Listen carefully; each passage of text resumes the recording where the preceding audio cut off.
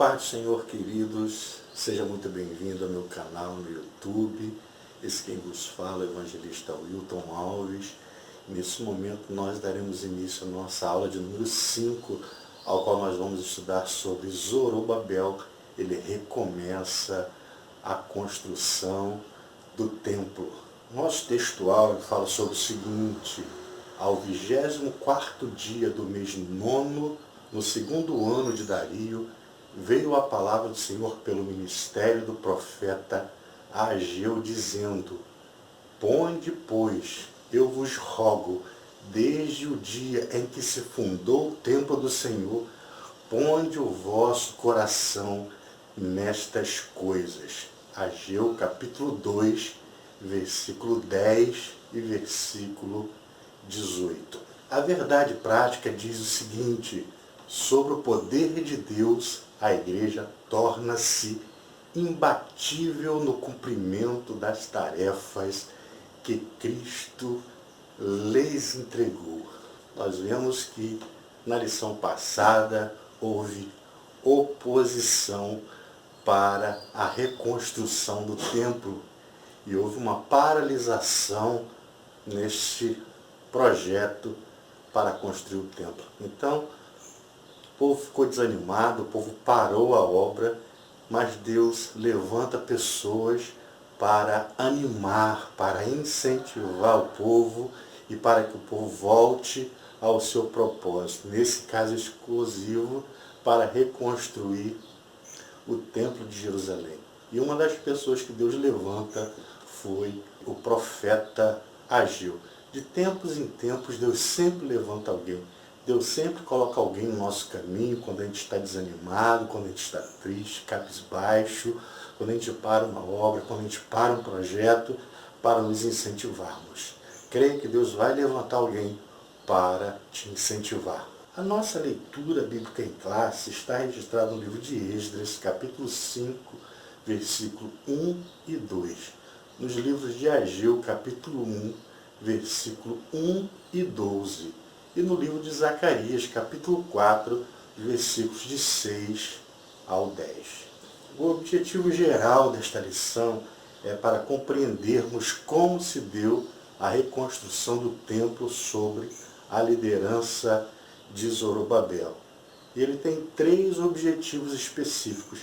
O primeiro, mostrar como Deus levantou os profetas Ageu e Zacarias para incentivar o povo a reconstruir o templo.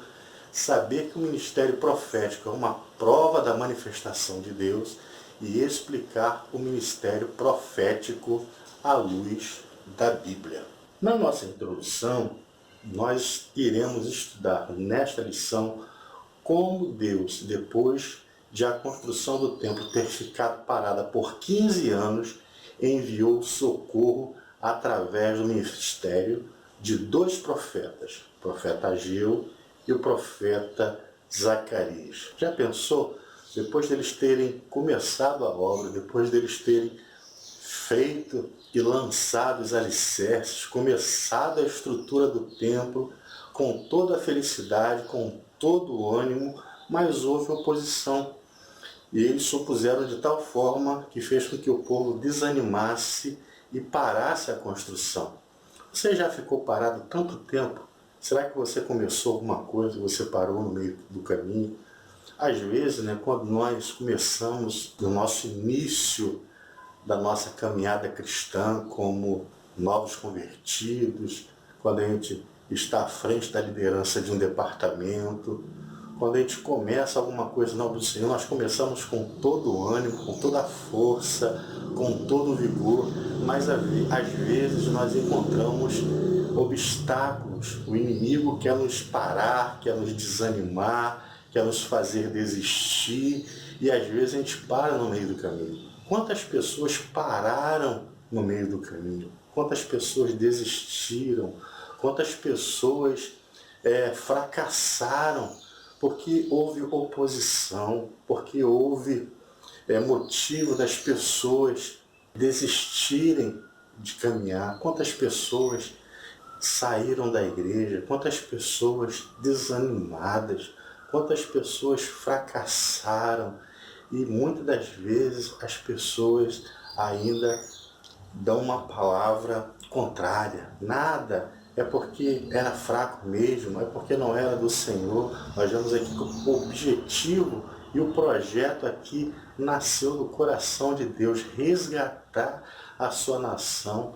Depois de um período de 70 anos, Deus liberta a sua nação de um período de escravidão, onde eles estavam como escravos, exilados, longe da sua terra, longe do seu povo.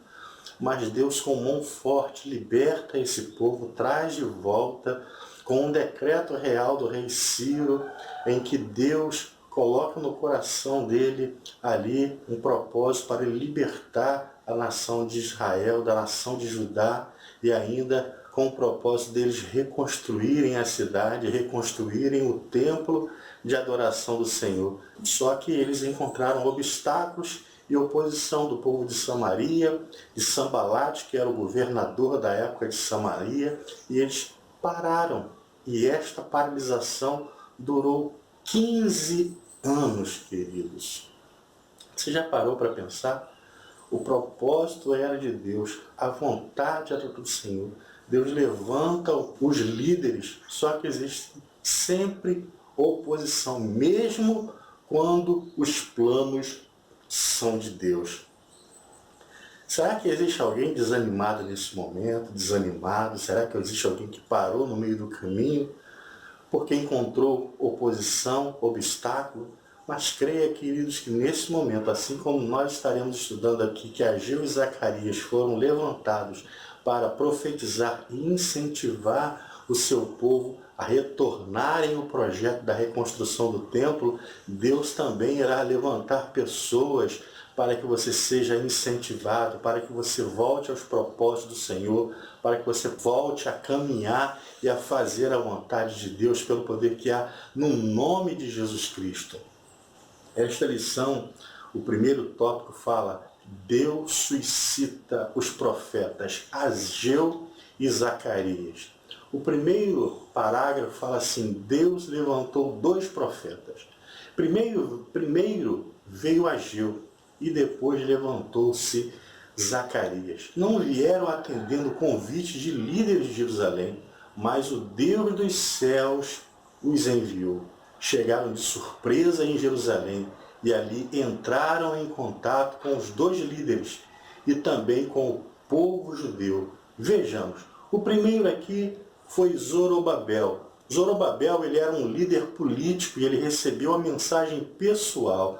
Deus, conhecedor da insuficiência espiritual de Zorobabel e sabendo que este não tinha mais nenhum vigor para tentar modificar a situação imposta pelos inimigos, deu-lhe uma maravilhosa mensagem de encorajamento. A mensagem de Deus veio sob a forma de uma visão que Zacarias havia recebido.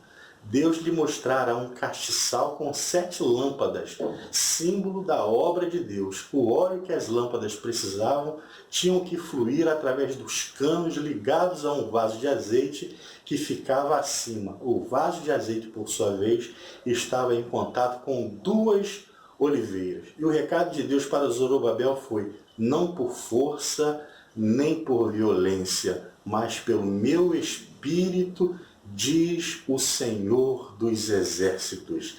As dificuldades que pareciam montes grandes diante de Zorobabel seriam como uma campina, uma planície. Deus ainda garantiu a Zorobabel que as mãos dele acabariam a construção do templo. Agora veja, a mesma pessoa que começou a obra, Deus agora o incentiva para que ele termine a obra que ele começou.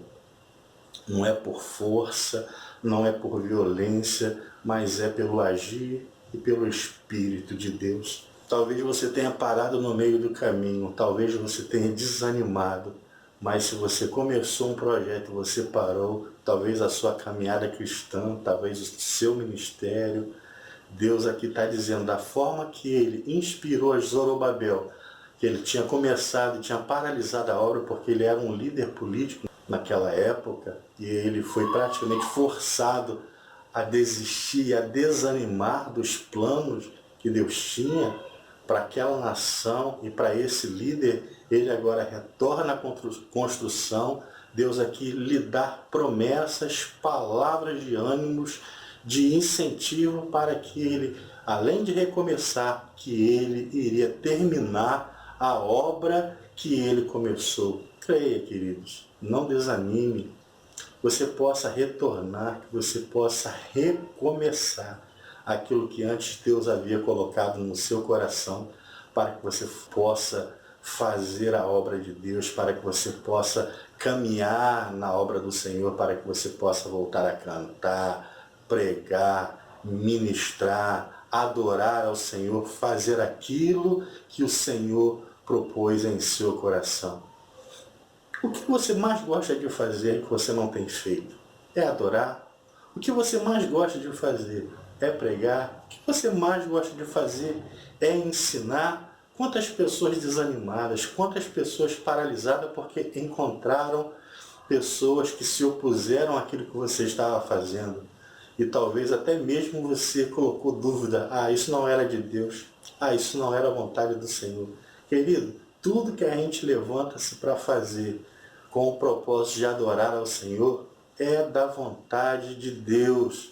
Então creia, Deus nesse momento quer que você se levante com mão forte, quer que você tome força, ânimo e faça aquilo que tem que ser feito. Quantas pessoas precisam de uma palavra de ânimo? Quantas pessoas precisam de uma palavra de incentivo? Quantas pessoas precisam serem apacentadas nesse momento de dificuldade, nesse momento de pandemia? Quantas pessoas precisam de uma palavra de ânimo? Você precisa fazer a obra e a vontade de Deus. Creia, Deus é contigo, Deus irá te levantar e Deus irá te animar pelo poder que há no nome de Jesus Cristo. Segunda pessoa aqui que Deus vai mandar uma mensagem é para Josué. O sumo sacerdote, líder espiritual do povo, ele recebeu também uma mensagem pessoal. Observamos na lição passada que ele estava com vestidos sujos. A mensagem de Deus para ele foi de perdão e de restauração. Deus lhe disse que havia feito passar dele toda a sua iniquidade e que havia ordenado que fosse vestido de vestes novas e que se pusesse sobre a sua cabeça uma mitra limpa. Nós vemos aqui que Josué, que era o sumo sacerdote, Deus aqui primeiro dá uma palavra para o líder político e agora Deus dá uma palavra para o líder espiritual, que era Josué, o sumo sacerdote. Aqui Deus diz que iria trocar as suas vestes que estavam sujas. Aqui diz que Deus iria colocar na sua cabeça uma mitra limpa e que Deus iria passar toda a sua iniquidade e queria perdoar os seus pecados. Deus precisa de um líder político, mas Deus precisa também de um líder espiritual. E aqui a mensagem para o líder não foi de acusação, não foi aqui de condenação, mas Deus diz: olha, eu vou trocar as tuas vestes. As vestes que estão sujas, agora eu vou te dar vestes limpas e vou te dar uma mitra nova sobre a sua cabeça. Querido, nós somos limpos e purificados através do ato de Jesus Cristo na cruz do Calvário. O inimigo, ele vem para nos acusar, ele vem para destruir, mas Jesus, ele vem para dar vida e vida com abundância. A palavra do inimigo é: você não pode fazer, você não deve fazer, você não tem condição de fazer. Mas a palavra de Deus aqui para Josué é: você pode fazer, eu te dou condição para fazer, e eu estou trocando as tuas vestes e te dando vestes limpas. Deus estava perdoando os seus pecados, Deus estava purificando as suas vestes e Deus estava dando autoridade para ele incentivar e liderar o povo para começar esta grande obra, queridos.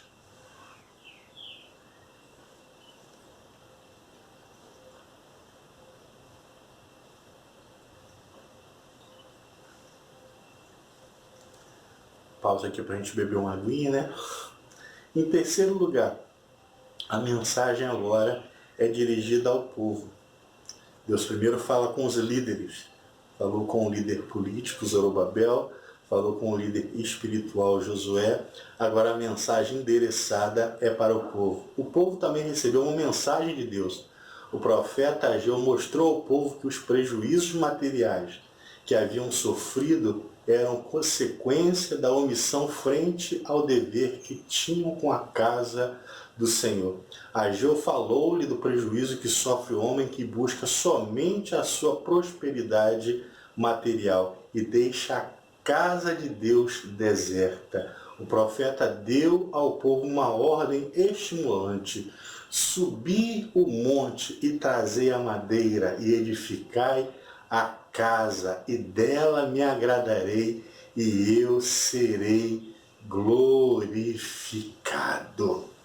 O povo havia parado, desanimado, e começaram a edificar suas próprias casas, a seguir o próprio curso das suas vidas, mas agora através do profeta Ageu, Deus dá uma palavra de incentivo ao povo. Olha, vão subindo, vão em busca das madeiras e tragam para retornar a reconstruir a minha casa. E é demais, a glória desta última casa será maior do que a da primeira. Nós precisamos, para a obra de Deus crescer, de líderes incentivados e animados, e de ter um povo com o coração na obra. Então Deus levanta profetas, dando uma mensagem de encorajamento para que a obra de Deus recomece e recomece a todo vapor. Qual foi o resultado das mensagens dos profetas? O poder de Deus se manifestou através das mensagens desses homens de Deus. Assim, os dois líderes criaram coragem e o povo também foi renovado pelo impacto da mensagem. Então Zorobabel ordenou que todos imediatamente voltassem à construção e começaram a edificar a casa, como está escrito lá em Esdras, capítulo 5, versículo 2. Os profetas de Deus ficaram com eles, ajudando os líderes do povo na direção do trabalho. Quando os inimigos vieram a eles perguntando quem havia dado ordem para edificar a casa, responderam que a ordem havia sido dada pelo próprio rei Ciro. Os olhos do Senhor estavam sobre o seu povo e sobre a reconstrução do templo, e os inimigos não puderam impedir a obra até que fosse dado conhecimento dos fatos ao rei Dario, que agora reinava sobre todo o Império Persa. O rei Dario mandou que os seus escrivães verificassem o referido edito de Ciro e se ele havia dado ordem para a construção da casa do Senhor em Jerusalém. Feita a verificação nos registros dos éditos dos reis da Pérsia, foi encontrada a ordem dada por Ciro, e assim o rei Dario confirmou a permissão para a reconstrução do templo. O que eles poderiam ter feito bem antes, o que eles poderiam ter começado bem antes, que eles não usaram há 15 anos atrás, agora eles fizeram valer o decreto real. Quem é que deu autorização? Então eles tinham documentos do rei Ciro, o rei da Pérsia, que tinha autorizado eles a recomeçarem, a fazerem a construção. Então foi verificado agora pelo rei Ciro, e ele não pôde modificar e nem voltar atrás, porque havia uma lei e havia um decreto real. E ao ser verificado e comprovada a devida autorização, então houve a permissão também agora pelo rei Dario, e eles não tiveram condição de paralisar desta vez a obra, porque agora eles usaram os documentos corretos e eles tinham autorização. Animados, agora eles tinham e usaram agora a força do documento, não puderam desta vez se opor e paralisar a obra. Nós precisamos fazer valer a autoridade sobre a nossa vida. Nós precisamos fazer uso da palavra do Senhor e quando o inimigo vier, a gente dizer não, nós dissermos não, nós temos validade, nós temos condição pela palavra de Deus, nós podemos usar a Constituição do nosso país, onde diz no artigo 5º que nós temos o direito de nos expressarmos no que tange a cor, a raça, a etnia e a religião. Ou seja, nós temos documentos, nós temos papéis que nos autoriza a pregar e a fazer a obra do Senhor quando vier algum tipo de enfrentamento e oposição. Aqueles tentaram mais uma vez paralisar, mas desta vez eles não conseguiram impedir a obra de Deus de retornar a todo vapor. Mais à frente, aqui no 3º parágrafo, diz o seguinte: o impulso espiritual dado pelos profetas continuou dominando os construtores até a conclusão da construção. Os profetas Ageu e Zacarias continuaram dando a sua cooperação, prosperando pela profecia do profeta Ageu e de Zacarias, filho de Ido, edificaram a casa e a aperfeiçoaram conforme o mandado de Deus de Israel e conforme o mandado de Ciro e de Dario, de Ataxerxes, rei da Pérsia. E acabou-se esta casa. Que grande bênção! O despertamento dado por Deus ao rei Ciro propagou-se e agora, com a ajuda dos profetas, foi renovado e levado o resultado glorioso. Toda honra e glória sejam somente ao Senhor. Desta vez, eles foram à frente. Passaram por um período de paralisação. E neste caso aqui, 15 anos. E agora eles retornam à reconstrução, eles retornam para o projeto e vão, com a ajuda dos profetas, incentivando e dos líderes que eles tinham naquela época, eles finalizam a obra do Senhor para a honra, glória e exaltação do santo nome do Senhor. Creia, queridos, que Deus tem obra na sua vida, que Deus também quer te levantar, Deus também quer te incentivar para que você faça a vontade do Senhor pelo poder que há no nome de Jesus Cristo. E para isso, Ele vai levantar pessoas para te animarem, pessoas para te incentivarem a você regressar para o plano original, que é fazer a vontade do Senhor. O segundo tópico desta lição fala sobre o ministério profético, uma prova da manifestação de Deus. Uma inesperada operação sobrenatural por parte de Deus solucionou o grave problema da reconstrução do templo. A manifestação sobrenaturais no Antigo Testamento. Há muitos exemplos no Antigo Testamento. Vamos mencionar apenas 2. Aqui nós vamos citar 2 grandes homens de Deus que exerceram o ministério profético, que exerceram o ministério de profeta no Antigo Testamento para incentivar o povo e ir levando uma mensagem do povo. O que era o ministério de profeta? O profeta, ele tinha como principal tarefa receber uma mensagem por parte do Senhor e transmitir esta mensagem para o povo de Deus. Quando o povo andava errado, quando o líder político, que era o rei ou juiz daquela nação, ou quando o líder espiritual, sacerdote, eles andavam por caminhos errados, ou o povo não estava fazendo a vontade do Senhor, entrava o ministério do profeta. Ele recebia uma mensagem de Deus e ele transmitia esta mensagem aos líderes ou diretamente ao povo. É que nós vamos falar pelo menos de 2 profetas do Antigo Testamento. Nós vamos falar de Moisés, que ele foi um grande líder de Deus, mas ele também exerceu o ministério de profeta. E nós vamos falar de Elias, que ele exerceu o seu ministério de profeta no reino do norte, lá em Israel, na época do rei Acabe. Diz assim: o grande líder que Deus levantou para libertar seu povo da escravidão do Egito, recebeu de Deus um preparo sobrenatural, o que lhe deu muita autoridade espiritual. Com a sua vara fazia grandes maravilhas.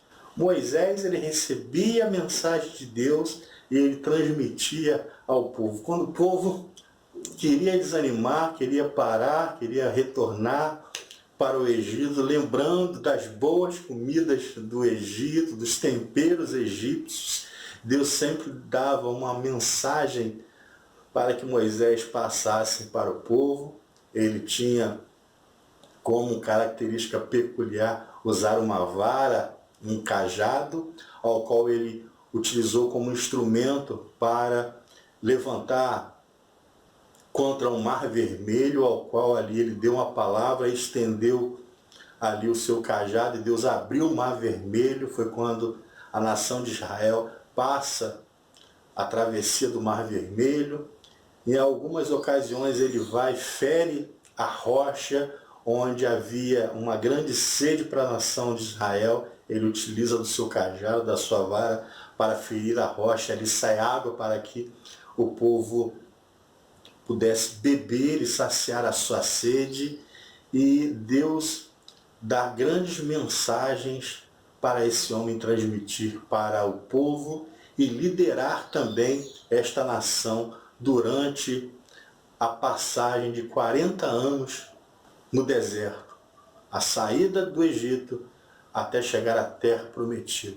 Moisés não chegou a entrar na terra prometida até o final, ele morreu e Deus suscita ali o seu sucessor, que foi Josué. Mas ele, durante esse período todo, ele liderou o povo e ele também passava ali a transmitir a mensagem de Deus. O segundo profeta foi o profeta Elias. O profeta de Deus foi revestido de autoridade sobrenatural para ajudar Israel, que havia sido levantado à idolatria pelas suas lideranças políticas, em particular pelo ímpio Acabe, rei de Israel, nos dias de Elias. Pôde assim realizar grandes milagres, fez com que não chovesse sobre a terra por 3 anos e meio, além de outros. O ponto alto de seu ministério foi o confronto com os profetas de Baal no Monte Carmelo. Nesta ocasião, a manifestação sobrenatural do poder de Deus fez o povo clamar: só o Senhor é Deus. Nesse momento aqui, nós vemos que Deus levanta o profeta Elias para confrontar a nação de Israel, porque andava num período de pecado.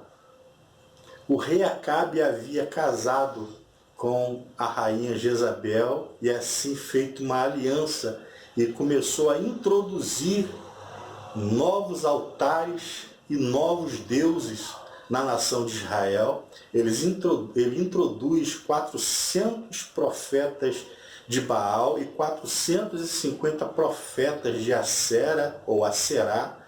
E neste momento, onde o povo se afasta da vontade de Deus através de sua liderança política, Deus levanta Elias para confrontar o povo contra o pecado, a idolatria e para retornarem a fazer a vontade do Senhor. A primeira palavra profética que Elias deu foi dizendo que sobre sua palavra não cairia chuva nem orvalho sobre a terra. E passou por um período de 3 anos e meio a nação de Israel vivendo um período de seca, um período de escassez, um período de dificuldade, e aqui transmitido por uma palavra profética do seu homem de Deus, do seu profeta, o profeta Elias. Depois, Elias, a sua principal palavra para o povo foi que ele traça um desafio contra os profetas de Baal e Assera. E ele ali desafia para provar quem era o verdadeiro Deus. E o verdadeiro Deus que respondesse com fogo deveria ser servido. E o ápice do seu ministério foi quando ele renova, quando ele reconstrói o altar do Senhor. Ele repara o altar que antes tinha sido abandonado. Às vezes a gente coloca tantas coisas em primeiro lugar, às vezes a gente coloca tantas coisas na nossa vida e a gente passa a esquecer o altar do Senhor.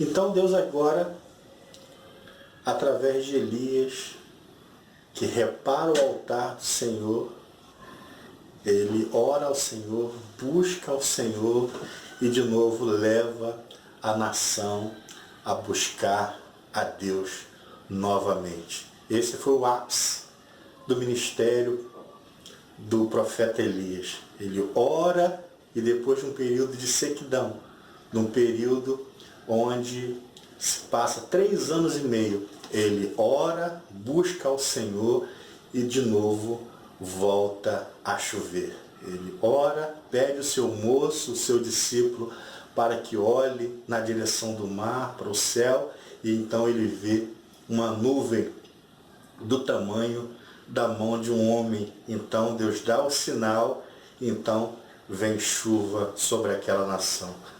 Primeiro repara o altar, primeiro se faz o sacrifício, leva-se o povo a uma verdadeira adoração. Ora ao Senhor, então de novo, Deus manda a prosperidade para aquela nação.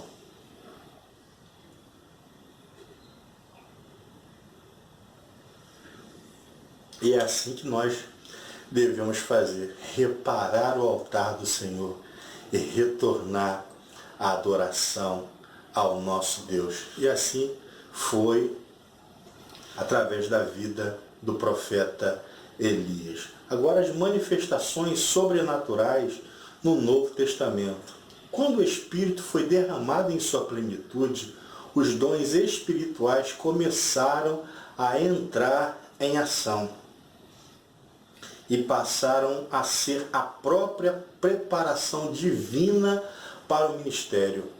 Os apóstolos eram revestidos desses dons, meio divino para a conversão de muitas almas. O apóstolo Paulo, enriquecido por Deus com muitos dons, escreveu para o evangelista Timóteo, representante da segunda geração, uma mensagem de exortação. Não despreze o dom que há em ti. Pouco antes de ser martirizado, Paulo voltou a escrever a Timóteo: desperte o dom de Deus que existe em ti. Paulo recomenda: procurai com zelo os melhores dons e procurai com zelo os dons espirituais, mas principalmente o de profetizar, conforme está lá em 1 Coríntios capítulo 14, versículo 1. O ministério profético no Novo Testamento, ele tem uma característica diferente do dom de profecia. No dom de profecia, a pessoa é inspirada e dá uma palavra para a igreja através do dom de profetizar. Mas o ministério de profeta, ele é através do dom de sabedoria, do dom da ciência, e a pessoa dá uma palavra de exortação para incentivar a igreja com uma palavra, uma mensagem profética através da palavra do Senhor, mas isso por intermédio da Bíblia. Então essas pessoas são incentivadas, essas pessoas são inspiradas através da palavra e dá uma mensagem de encorajamento. O terceiro tópico desta lição fala sobre o ministério de profeta à luz da Bíblia. O profeta ele exerce a função ministerial determinada por Deus. Ninguém toma para si esta honra, senão o que é chamado por Deus. O profeta na dispensação do Antigo Testamento. O profeta, além de transmitir a mensagem de Deus para o povo, ele era consultado pelo povo acerca de assuntos espirituais, até mesmo acerca de assuntos materiais. Exemplo, na época de Ezequiel, no capítulo 20, versículo 2, os anciãos vieram a Ezequiel para que este consultasse o Senhor por eles. Deus, por meio de Ezequiel, lhes respondeu que por causa das suas abominações, eles não receberiam resposta. Segundo, na época do profeta Samuel, capítulo 9, versículos 6 e 7. O profeta Samuel, ele foi consultado acerca das jumentas do pai de Saul que se haviam perdido. Em 1 Reis, capítulo 14, versículo 2 e 3, está registrada uma consulta sobre um doente, se ele levantaria ou não. E o profeta respondeu da parte do Senhor. Moisés, ele transmitia aos anciões o que Deus lhe falava. Assim era na época do Antigo Testamento. Vemos que no Antigo Testamento o profeta era uma espécie de mediador entre Deus e o povo. Ele recebia a mensagem de Deus e ele transmitia para o povo. Na dispensação do Novo Testamento, entre os dons espirituais está o dom de profetizar. Estaria entre as consequências do derramamento do Espírito Santo que aconteceria nos últimos dias. Ter alguém o dom de profecia não significa que ele seja profeta. O termo profeta designa que tem o ministério de profeta. Esse ministério de profeta é o ministério da palavra, para o qual o ministro recebeu de Deus uma preparação especial do espírito profético. Lemos em Atos capítulo 21, versículo 8 e 9, que Filipe tinha 4 filhas que profetizavam, e que depois que alguns dias veio à sua casa um profeta, Ágabo. Existe, porém, uma diferença importante entre o ministério de profeta no Antigo e no Novo Testamento. No Antigo, os profetas eram consultados pelo povo e transmitiam-lhe a resposta de Deus. Mas a Bíblia diz, a lei e os profetas duraram até João, e desde então é anunciado o reino de Deus. No pacto, na nova aliança, temos Jesus como único mediador. É importante notar que no Novo Testamento não há um único exemplo de alguém consultando um profeta. No novo pacto, todos temos acesso a Deus por Jesus Cristo. Jesus é o único mediador. É, portanto, um erro doutrinário quando alguém que possui o dom de profecia procura usá-lo para responder a consultas de qualquer natureza, como casamento, viagem, compra de imóveis, etc. Fica, neste caso, falando sozinho, porque Deus diz, não mandei os profetas, todavia eles foram correndo, não lhes falei a eles, todavia eles profetizaram. É fundamental que os obreiros ensinem a igreja acerca do uso correto dos dons, inclusive o de profecia. No dom de profecia, a pessoa recebe uma inspiração e transmite a mensagem, a palavra de Deus, mas isso tem que ter coerência com a palavra do Senhor. E no dom ministerial de profeta, a pessoa é inspirada por Deus e através de uma mensagem, transmite uma mensagem de exortação à igreja. Queridos, assim como o apóstolo Paulo deu uma palavra de incentivo e de ânimo a um jovem pastor, porque foi Timóteo, não despreze o dom de Deus que há em ti. Não desanime, mas faça e cumpra a obra do Senhor na sua vida, porque existem muitas pessoas que estão precisando. Houve um período de paralisação, mas aqui houve pessoas para incentivar para que a obra de Deus pudesse ter a conclusão, para que eles pudessem concluir a construção do templo. Creia que Deus também vai levantar pessoas para incentivá-lo a fazer e a cumprir o ministério de Deus na sua vida. Que Deus possa te abençoar poderosamente pelo poder que há no nome de Jesus Cristo. Na próxima semana nós estaremos estudando nossa lição de número 6, onde Neemias começa a reconstruir e a levantar os muros de Jerusalém. Se você gostou do conteúdo desta lição, você possa curtir, deixar o seu comentário e, se você ainda não assinou, assinar o meu canal no YouTube, youtube.com/Wilton Alves, tá ok?